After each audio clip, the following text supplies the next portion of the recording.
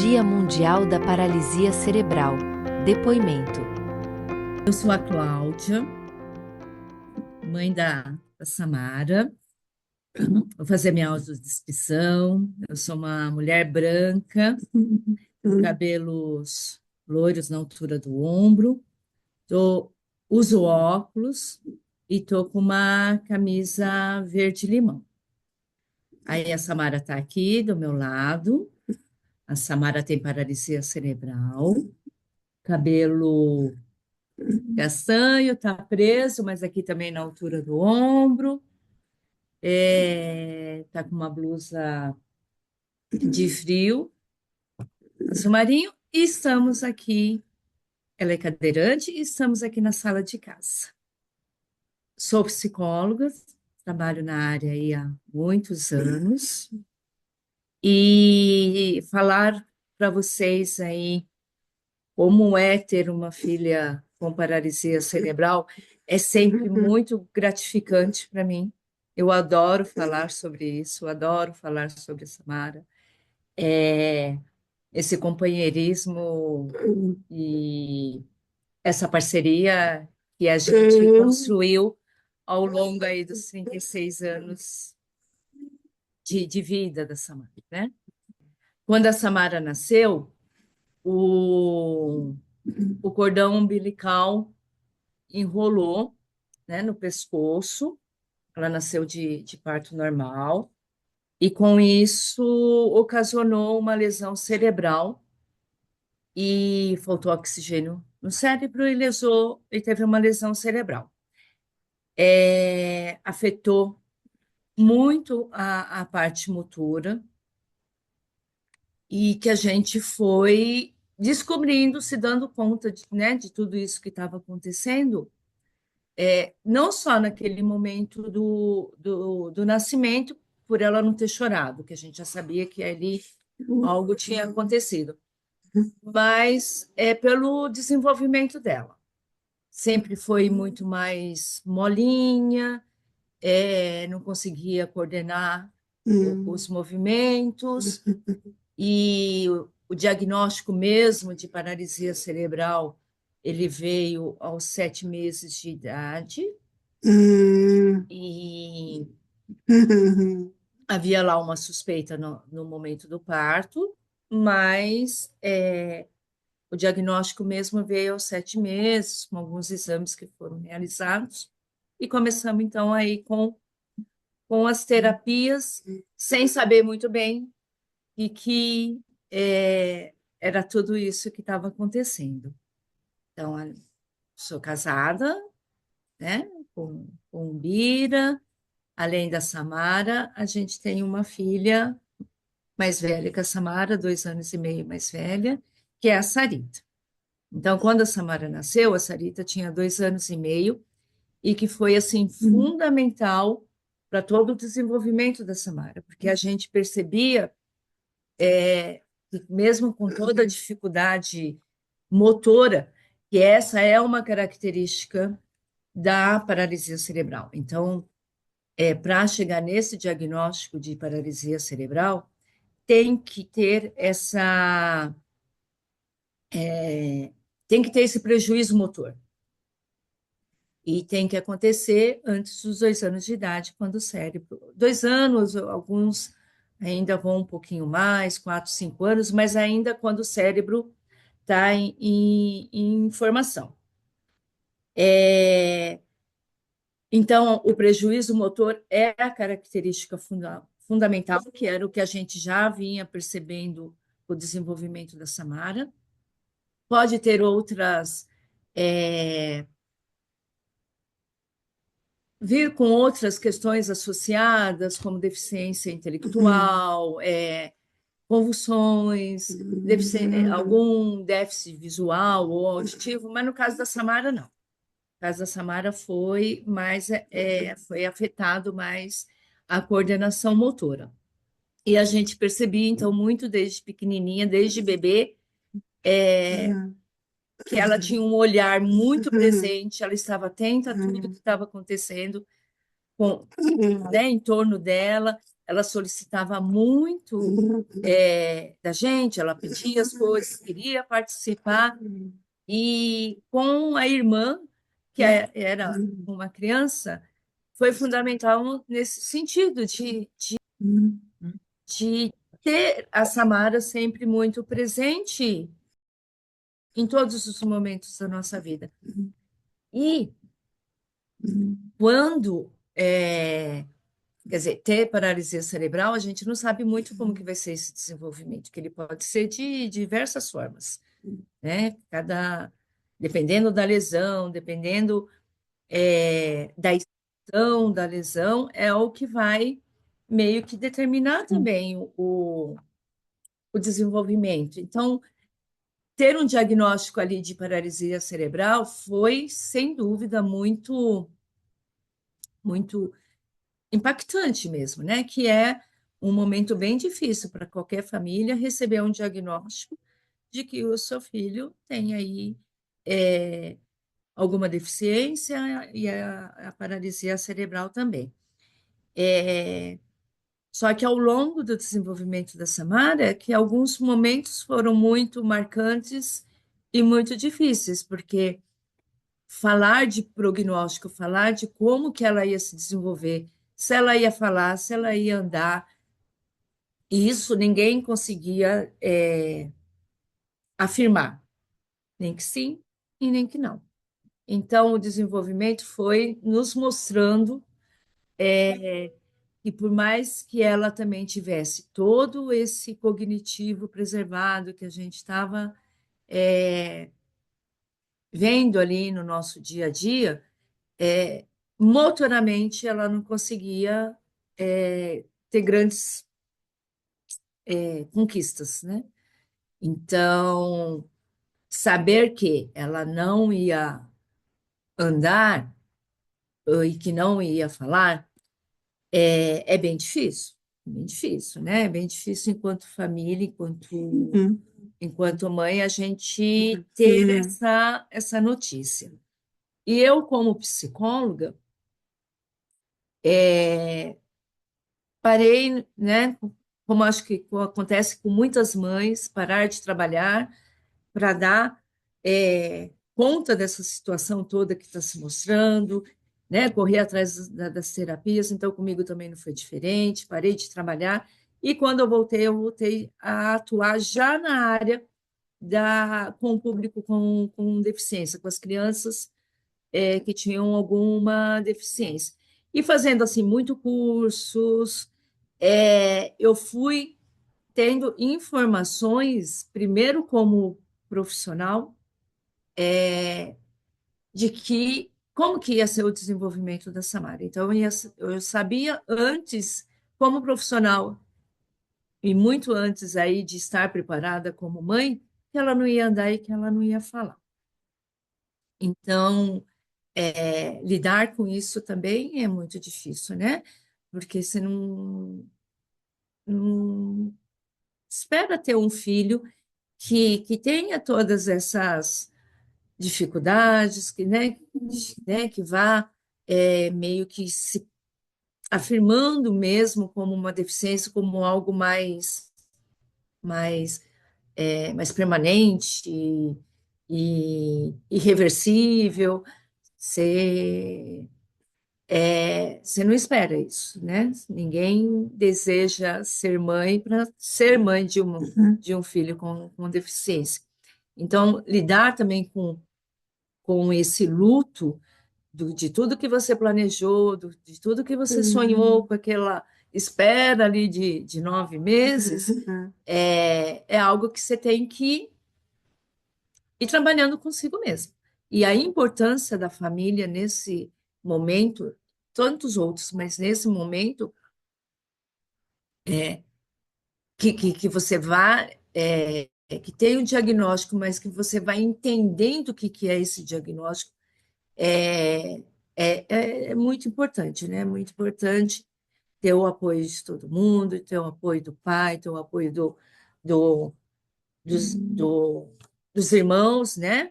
Ter o apoio dos tios, né? Das famílias, os avós, né? Os primos. Então, isso tudo foi. a nossa família foi acolhendo a Samara de uma forma muito natural. Então, ela sempre fez parte da nossa família, ela sempre esteve junto com a gente. E, e a família é o primeiro espaço de inclusão. Se não acontecer dentro da família, a gente não adianta ficar é, pedindo e querendo para que alguém aceite o nosso filho se a gente não vai aceitar, né? É, quando aí assim, né? Sabendo que a Samara não ia andar, então vamos lá então fazer, né, uma avaliação da primeira cadeira de rodas. Então isso é um momento bem difícil também, porque vai concretizando que aquele não vai andar, é concretizando mesmo, não vai andar, vai usar uma cadeira de rodas, né? Mas a gente sempre tentou deixar esses momentos assim tão sofridos, dolorosos, de uma forma um pouco mais leve, né? Então a Samara escolhia as cores, todas essas cores tinham um significado para ela. Então a escolha da cadeira de rodas ia ganhando um sentido diferente, né? Não era mais uma cadeira porque não ia andar. Não, era uma cadeira de rodas que ia vir da cor que ela gosta, é, e que ia fazendo parte, então, do nosso dia a dia. Quando ela tinha, e ela, desde muito pequenininha, né, como eu já falei, ela muito presente, ela queria muito tentar falar as coisas que ela estava sentindo, que ela estava querendo. E também por uma condição motora, a fala oral, verbal, ela não veio. E aí fomos, né, os terapeutas que nos acompanhavam. Eu falo nos acompanhavam porque não era só a Samara aí, né? Eu acho que a fisioterapeuta, terapeuta ocupacional, fonoaudiólogo, tantos médicos, neurologista, ortopedista, é, eles também estendem todo esse acompanhamento para a família, né? E não tem como. E quando a gente ouviu que a Samara tinha muito potencial, mas que também estava limitado pela impossibilidade de falar, a gente foi encaminhado para uma clínica escola, é, que naquela época, era pioneira na comunicação aumentativa e alternativa no Brasil. Foi quando começamos a trabalhar aí com a introdução da comunicação alternativa. A fono, lógico que teve que lidar aí com a minha resistência, porque eu levava a Samara nas sessões de fono para ela vir a falar e não para vir com uma outra forma de comunicação. Eu, como mãe, entendia muitas coisas que ela queria dizer, mas quando eu também me dei conta que eu não conseguia entender tudo que ela queria dizer, que eu entendia muito, mas não tudo, e ela teve uma chance de me contar, depois de uma sessão de terapia, como que tinha sido essa sessão sem eu estar ali presente e eu ter entendido tudo que ela queria dizer através da prancha de comunicação que estava ali começando. Aí ela ganhou a parceira, né, de comunicação, que hoje a gente defende assim de forma incondicional, que é a comunicação aumentativa e alternativa. Então, a Samara não se comunica verbalmente, mas ela tem, que está aqui, né, uma prancha. Então, esse daqui são os símbolos Bliss. Então, ela aponta essa prancha com o olhar, alguns símbolos ela aponta com o dedo, e ela vai construindo a palavra. A comunicação alternativa auxiliou demais na alfabetização. Então, com 7 anos, a Samara estava alfabetizada, e com as avaliações também da terapia ocupacional, foram percebendo que ela não, né, não seria possível ela digitar com a mão no computador, mas aí ela começou a usar um capacete com ponteira, as opções de acessibilidade ali no computador, e começou a escrever e aí deslanchar, assim, tanto no processo de aprendizagem, quanto é, num desejo, né? A gente está falando aí que a Samara está com 36 anos, então ela, como ela diz, ela é da época que a gente não falava de inclusão escolar, né? Então, ela foi para uma escola especial, mas sendo alfabetizada, tendo a possibilidade de se comunicar de uma forma mais efetiva, usando o computador, a tecnologia assistiva, cada vez mais foi crescendo nela o desejo de ir para uma escola regular igual a da irmã, né? Igual da irmã, igual dos primos. E aí a gente começou a trabalhar um pouco com isso, porque não tinha, naquela época lá, alunos com a dificuldade motora da Samara no ensino regular. Pouco se falava em inclusão escolar, e quando se falava, era mais para as pessoas com deficiência intelectual, né? Síndrome de Down. Então, eles começaram, sim, todo esse processo de inclusão escolar. Quem tinha toda essa gravidade de coordenação motora, sem falar, sem andar, tudo isso era algo que não se pensava que poderia ser possível. Então, a gente só foi conseguir a inclusão numa escola regular quando ela tinha por volta dos 14 anos, e isso também a gente tendo que lidar com todos esses medos, né? De, porque por mais que uma escola especial ela limitava, ela também era um espaço protegido, né? A gente sabia que eu tinha muita tranquilidade de levar a Samara para a escola especial, que na época era Quero Quero, e, e ela ficava muito tranquila dela ficar na escola. Eu sabia que tinha os profissionais especializados que iam cuidar, que iam entender ela, que qualquer coisa eles estariam ali pronto, capacitados para o que fosse necessário. No ensino regular, não é bem assim. Ensino regular, a gente tem que lidar, além de ter né, os profissionais, né, os professores, né, que nem todos têm essa disponibilidade, tanto de querer entender, de querer aprender, né, como que é esse aluno com uma deficiência, como é esse aluno com paralisia cerebral, mas também são professores que nem todos tinham também uma disponibilidade interna de aceitar, né? E sabendo disso, sabendo de todo o preconceito que a gente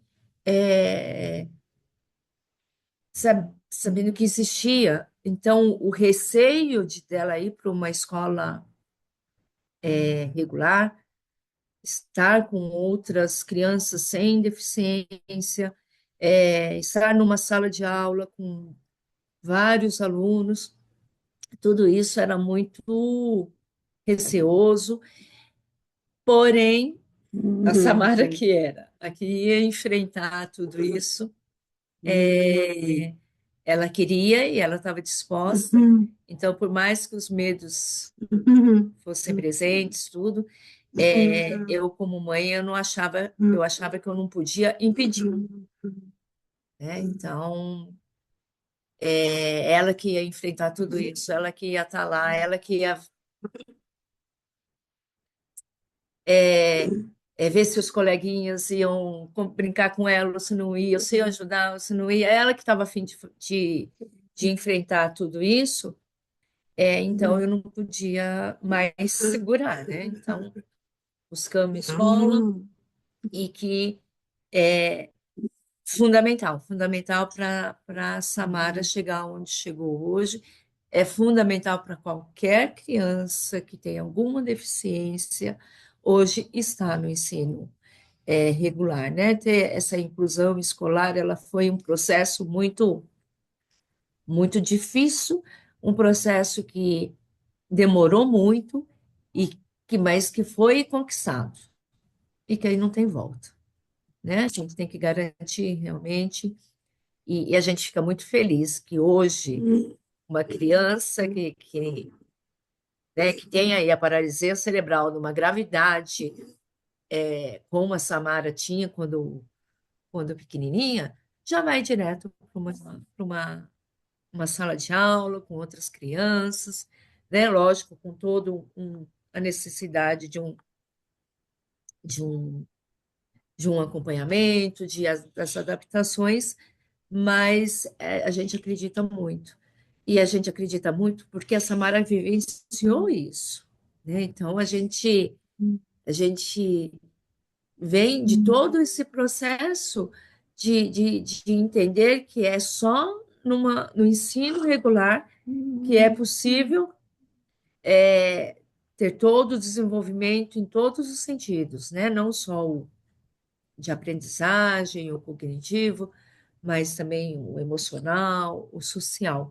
E é no ensino regular também que possibilitou aí a Samara concluir o, o ensino fundamental, o ensino médio, fazer o Enem, prestar vestibular e fazer, né, duas faculdades, uma presencial de jornalismo e atualmente aí concluindo filosofia à distância. Outros desafios surgem agora na fase adulta, né? É, de,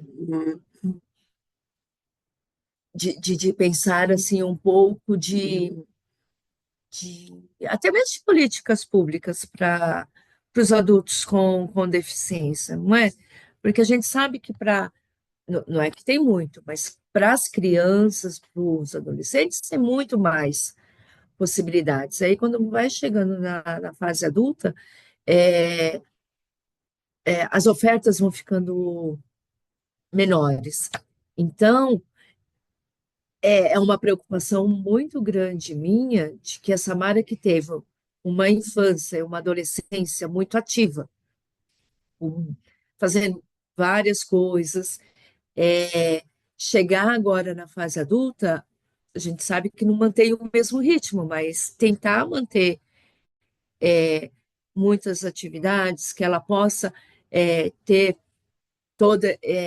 continuar tendo todo esse convívio, toda essa interação com as pessoas, e não ir ficando mais dentro de casa. Então, a gente sabe que a escola, né, enquanto ainda está no período escolar, a,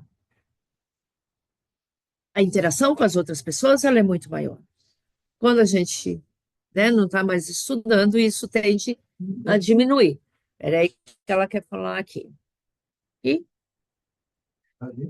ah, então, os desafios são outros, e ela está dizendo aqui que é o trabalho, quer dizer, estudar tanto, né, enfrentar tudo que enfrentou, fazer faculdade, e aí o desafio maior, e é o que é, espera realmente que aconteça, é poder colocar em prática tudo isso que estudou, né, que aí essa inclusão no mercado de trabalho,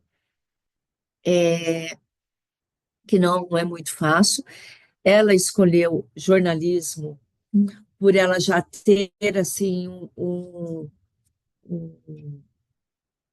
uma grande vontade de falar para as pessoas sobre diversas coisas, muito mais aí sobre as pessoas com deficiência, mas também entender que o jornalismo ele tem uma possibilidade de, de,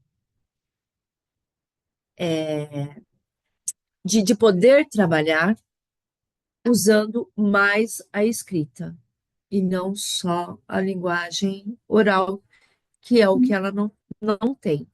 Então, ela, desde quando ela escolheu o jornalismo, além de todo esse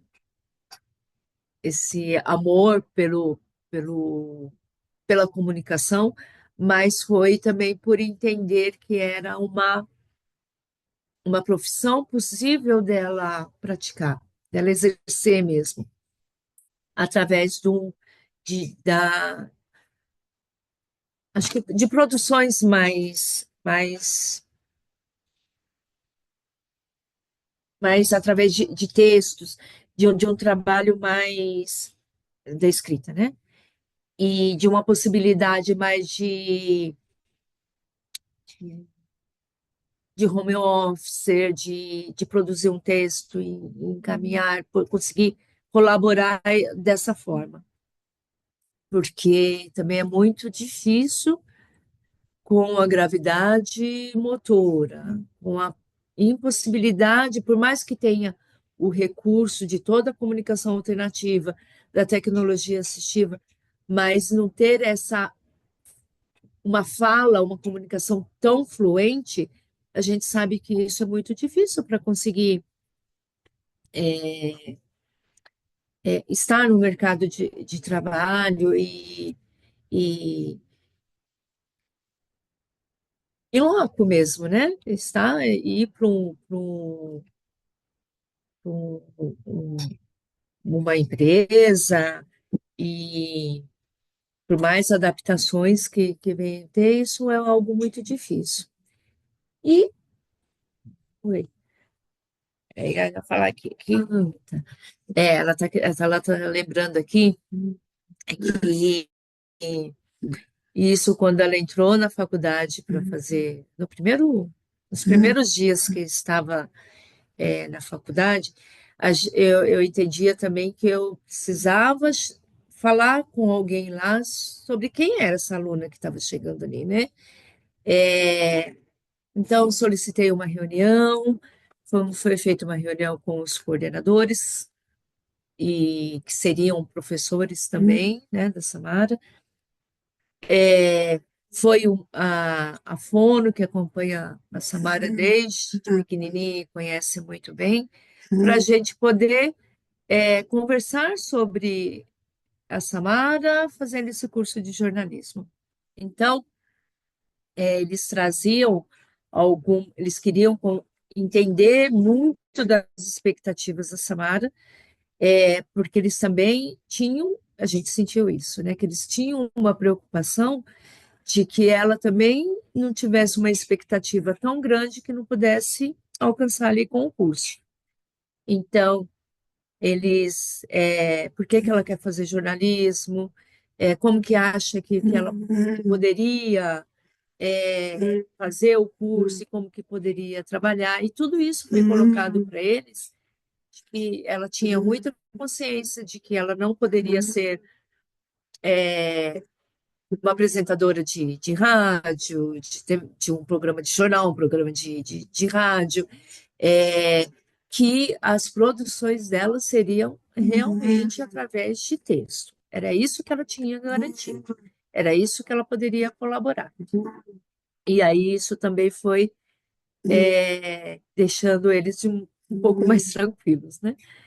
Então, é dessa forma hoje que a gente busca esses espaços aí para a Samara poder exercer, né, a profissão dela de jornalismo e além também do trabalho é a dança, o esporte. Então, ela está num grupo de dança que ela sempre teve desde pequenininha, e agora é um grupo que já aí com pessoas adultas, que, né, que também está sendo muito, muito legal. É, a bocha, que é um esporte, né, um esporte paralímpico, que a Samara também pratica, que são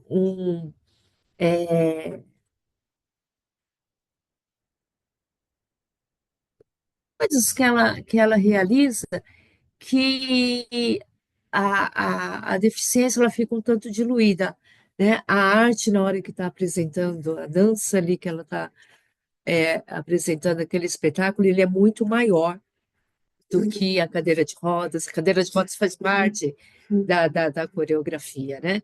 É muito maior isso tudo do que as limitações. E o esporte também, né? A gente está vendo aí todo o a repercussão que está tendo o esporte paralímpico. Então, são realmente atletas com grande potencial. E a bocha, para a Samara, que tem paralisia cerebral, ela é um esporte que é possível, né? Com as adaptações, né? A Samara, então, é atleta da categoria BC3, que é o uso de uma calha e do calheiro, mas ela consegue praticar esse esporte de uma forma assim, bem, bem competitiva. E esse ambiente de esporte, quer dizer, quando eu estou lá também como mãe, né, torcendo, né, por ela, e ela tá lá com uma outra. Porque é separado, né? Tem o esporte bote feminino separado do bote masculino. Então, quando tem uma outra menina que está ali competindo com ela, nossa, eu torço muito para que, né, que erre, que não faça o ponto, e, e para que a Samara ganhe e a menina perca. Então, é, mas eu acho que porque é isso, a competição ela é muito maior, né? Você não tá, nossa, coitadinho, né? São também tá ali com toda a dificuldade, né? Também quer ganhar, não quer perder, não. Vai ganhar quem tem que ganhar e vai perder quem não conseguir, né? Ser o melhor naquele momento. Pode ser em outro. Então é uma preocupação muito grande minha de, de continuar oferecendo para a Samara, agora na fase adulta, essas outras possibilidades para ela não parar, não perder o pique que ela sempre teve, né? Porque eu vejo que também por mais cansativo que seja, não que não seja cansativo, é cansativo, é cansativo. Às vezes eu até falo, né, Samara, eu vou me aposentar de você porque eu quero ficar um pouco em casa sem fazer nada. Mas não consigo, não consigo.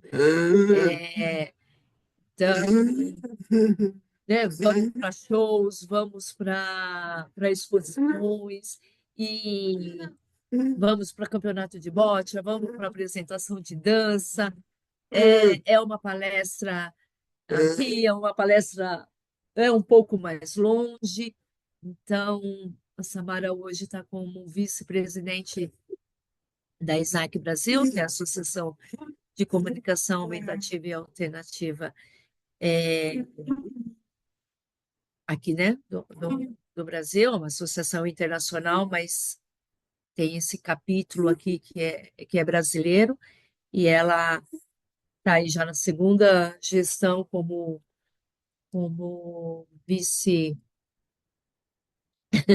vice-presidente. E, E isso requer muitos compromissos, muitas responsabilidades. Então, a gente tem que falar firme e forte, né, Samara? Então, por mais que eu queira, às vezes, ficar em casa sem fazer nada, quieta, é, é só um pouquinho, porque logo a gente está aí na rua e é muito feliz. é, a gente se sente muito feliz que hoje as pessoas com deficiência, as pessoas com paralisia cerebral, elas estão, né, em vários lugares, né? A gente tem aí, não temos por completo, precisamos mais, mas a gente, nossa, é ir numa exposição, toda a acessibilidade garantida, é, toda essa preocupação com as pessoas com deficiências, sendo que um passado muito recente não era dessa forma, né?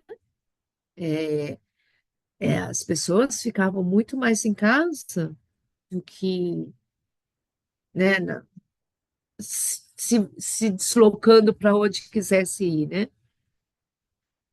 A gente não via muitas pessoas com deficiência na rua. E, e hoje a gente vê e tá tem toda uma preocupação de que essas pessoas possam estar da melhor forma, né, em qualquer lugar. Então, isso também é bastante gratificante e é luta, né? Vem aí de muita conquista.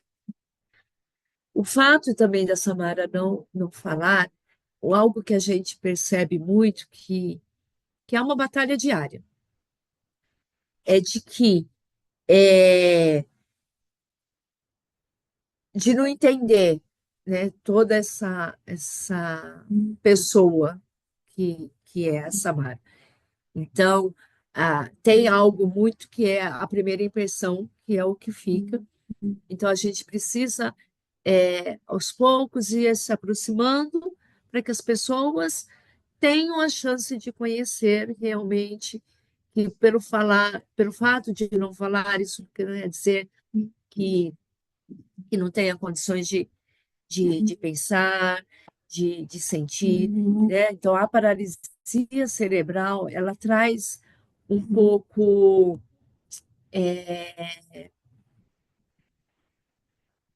essa preocupação que a gente tem que estar no dia a dia, né? Se deparando e tentando e quebrar esses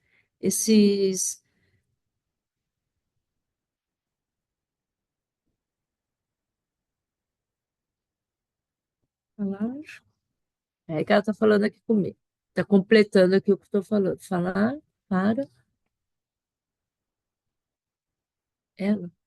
Ela está dizendo assim que muitas pessoas, quando a gente está junto, olha para mim e fala assim: fala para ela se ela, né? Se ela gostou do que ela viu. E aí, todo momento, então, assim, não, olha, ela está te ouvindo, você pode falar diretamente para ela, né?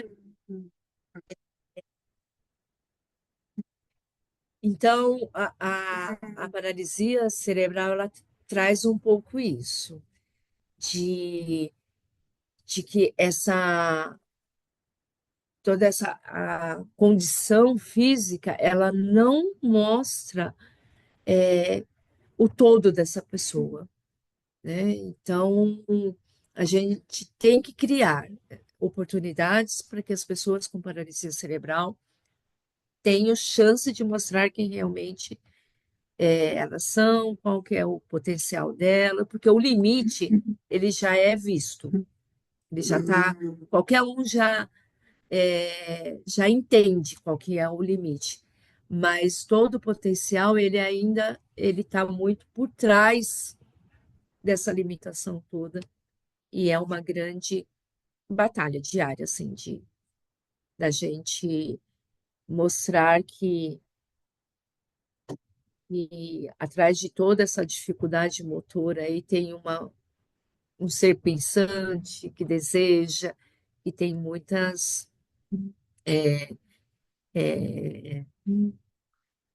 tem muito para colaborar, né, com esse nosso mundo.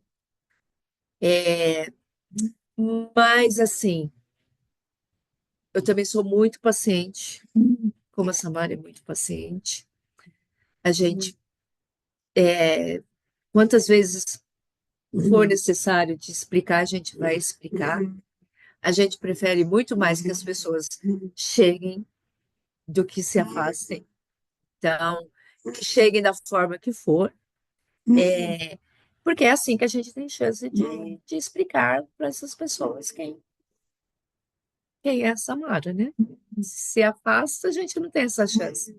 Então, que chegue mesmo perguntando, mesmo dizendo, fala para ela, né? Pergunta para ela. A gente está aqui para ensinar também que, né, como isso tudo pode ser.